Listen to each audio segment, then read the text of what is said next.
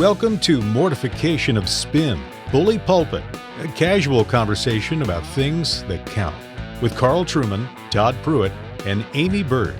Mortification of Spin is a weekly podcast from the Alliance of Confessing Evangelicals. What exactly is gospel-centered worship? And do we really need to spend lots of money to find out? With their usual clarity and wit, the Spin team takes some popular people head on. At the end of the podcast, we'll tell you how to download a free MP3 from the Alliance.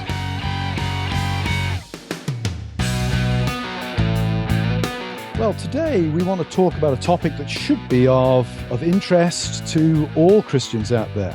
We've noticed recently that over at the Gospel Coalition, they've started what looks like a little campaign relative to what they call gospel-centered worship. It's predicated on the idea that apparently there are very few churches out there engaging in gospel-centered worship, which, if true as an allegation, of course, would be a breathtakingly horrific kind of situation to exist in. So today as a team, we're wanting to reflect upon this notion, gospel-centered worship, ask the question, is it true that for over 2,000 years now, the church has not been worshiping God in a gospel-centered way, and that therefore we do need to be very, very grateful that there are a bunch of middle-aged guys from the northeast of America who finally stepped into the breach to correct this massive lacuna within God's church after nearly 2 millennia of disastrous attempts of poking and pointing in the wrong direction. So, team, what do you think? Gospel-centered worship, great innovation. Are we looking at the Second Reformation here? Yeah. Or is this somewhat overblown?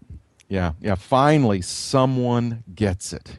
Finally, someone is going to help us to make sure that our worship has a gospel trajectory to it. Yeah, as the three of us talked, we were all kind of puzzled by that. Because the fact is, the church for a couple thousand years now has been seeking to make sure its public worship has a gospel trajectory or a gospel shape to it. So I was quite puzzled by we're here to help you make sure your worship is, quote, gospel-centered. I was expecting, when I was looking at their summary of what they are offering for that, I was expecting them to get into the elements of worship or liturgy they asked this question, what's shaping your church? Well, immediately I thought, God working through how he has promised, through word and sacrament. And so it leads to, what are the means and instruments for spiritual growth? So I'm thinking, again, word and sacrament. But instead, I read about gospel-shaped churches are characterized by 5 dynamics: empowered corporate worship, evangelistic effectiveness, countercultural community, the integration of faith and work, and the doing of justice and mercy. Wow. So I thought, these are implications of the gospel, for sure. And, they're using this word gospel-shaped, which I think is a new buzzword. I like to use the word shaped a lot too, actually, but I just wondered, why are we starting with the implications, and why wouldn't we start with the elements of actual worship? And there's been wonderful stuff written about that. And even when you look at the 5th point there, doing of justice and mercy, something that not all Christians agree on. Mm-hmm. I mean, is there a biblical view of justice in terms of detailed social policy in any community in which a church finds itself? That's a highly subjective 5th point. Even if one were to include it in Christian worship, I think you're sneaking something in under the radar there that is really highly contentious.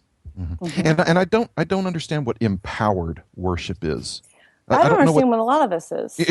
I honestly don't know what empowered worship is. Now, I don't know. I don't have a biblical category for empowered worship.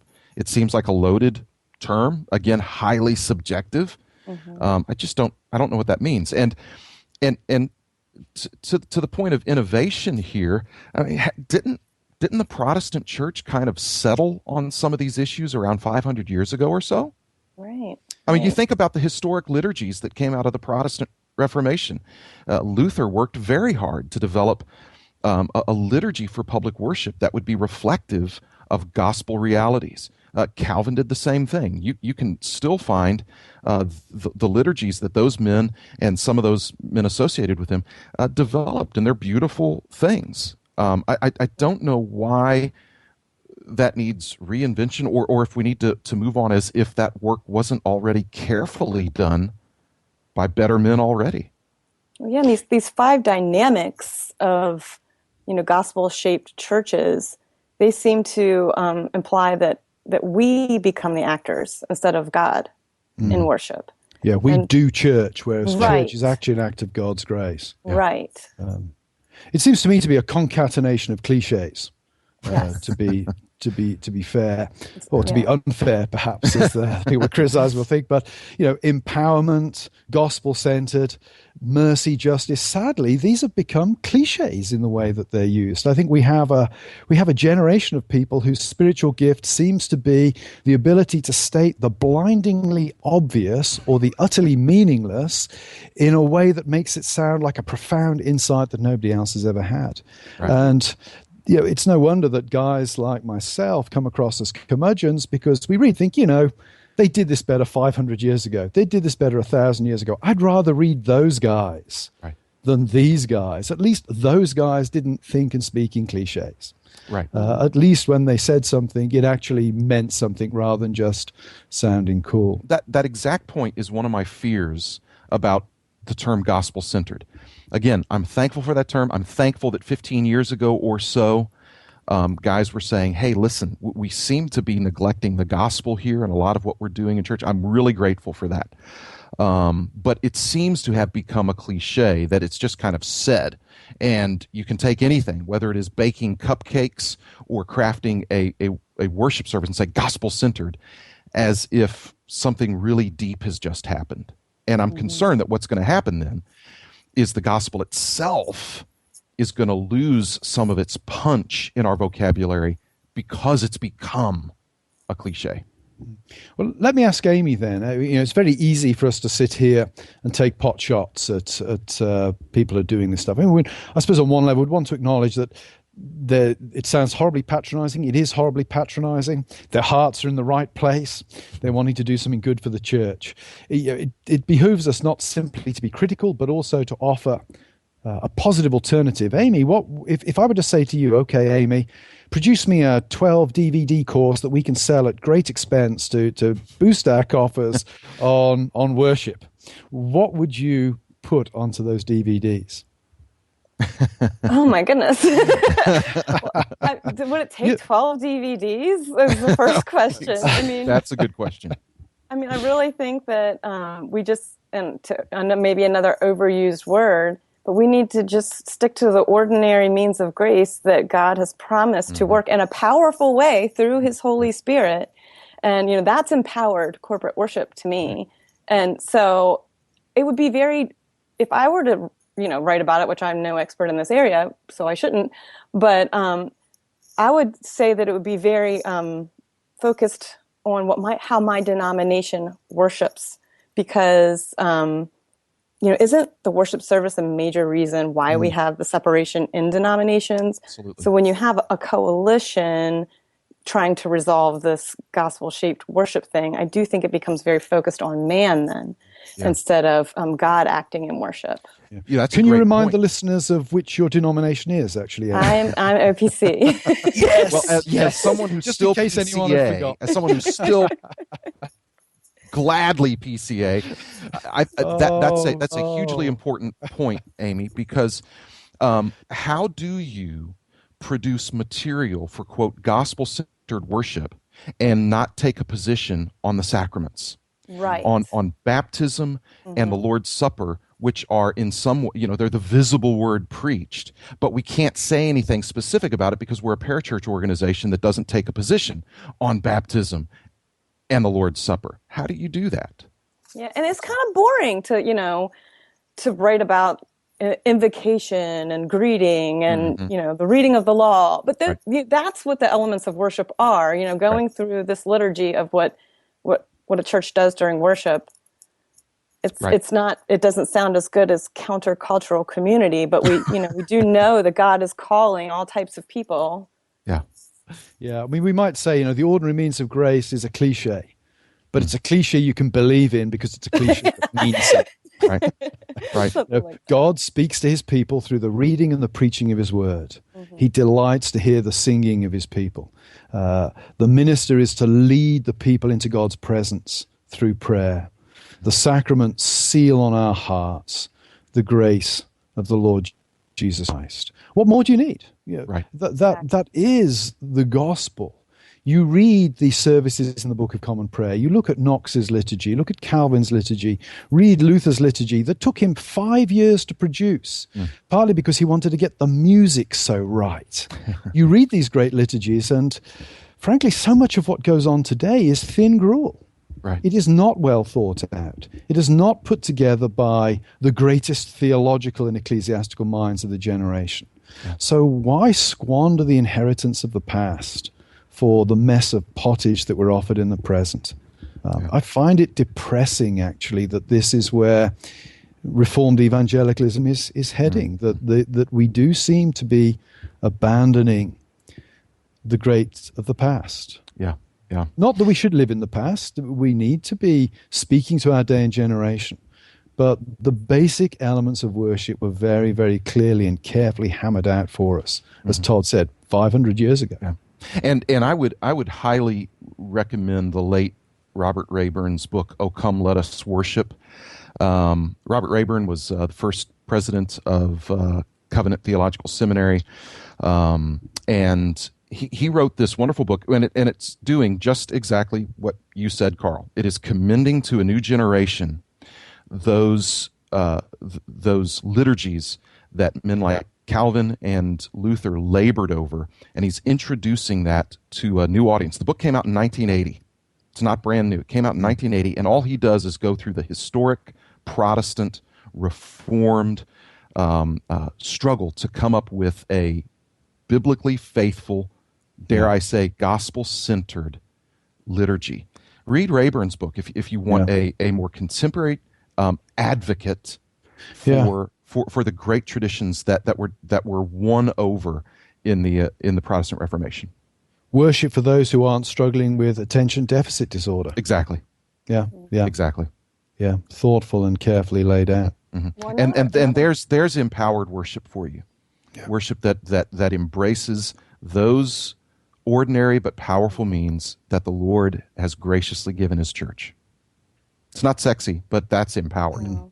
Well, and another word they use or phrase they use is that they don't see a broad movement of gospel-shaped churches. And so, I don't know. What does that mean? I mean, a movement, I don't know if they mean, cross-denominationally or people talking about gospel-shaped worship. Well, I mean, even Michael Horton has written a more popular level book, maybe, and more recent than one you mentioned, called A Better Way. I remember reading that. That was a great book. Absolutely. Yeah. Absolutely. Yeah.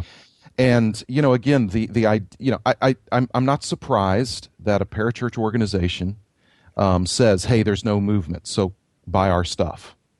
Why does it have to be a movement? I don't understand. Well, yeah, I mean, I gather with the members of my presbytery every several months, and I can tell you those men labor every day faithfully to embody the implications of the gospel before their people and to lead their church well. You want to call that a movement? I don't know. I just see a group of faithful men that I meet with every few months. A continuation. That are doing that. Right. Well, I think we fixed it. I think we did.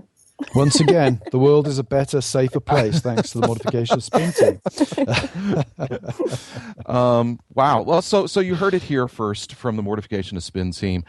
We love for worship to be empowered and to be reflective of gospel realities. We just think that it's not something that's just been discovered, and that not only the scriptures but our own history as Protestant people have a rich give us a rich heritage to draw from. Keep rediscovering that which has already been given to us. So we're really glad that you've taken the time to listen to Mortification of Spin. Please visit our website, mortificationofspin.org, and you can access our podcast, you can access the blog, read about things that are going on, as well as see some things that we recommend, some helpful links, and I hope that'll be helpful for you.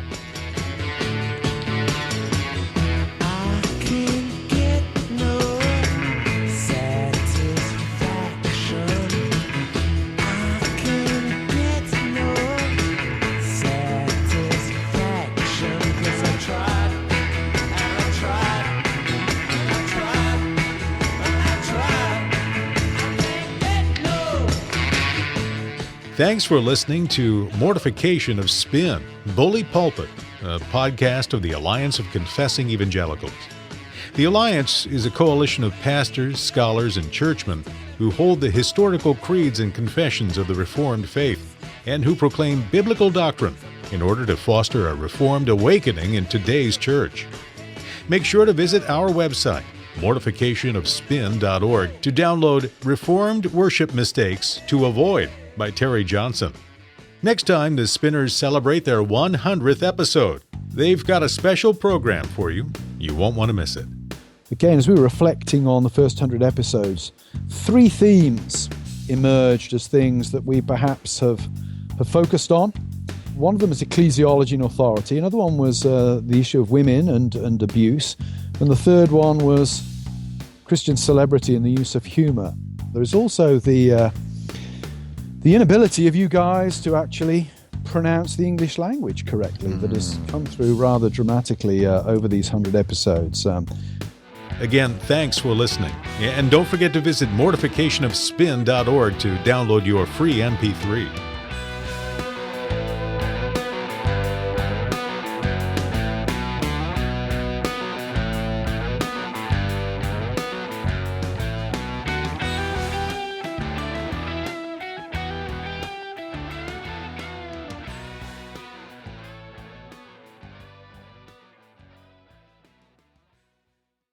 The coming years, because the cultural pressure on this issue is so great. Yes. And sorry, my wife's just come home. I'm gonna have to start that again. Give the dog a couple of minutes to settle down. But isn't this a casual conversation? It's all right. It is. With my dog joining in the background. Hey, Katrina, could you quieten the dog down? He's just joined the podcast.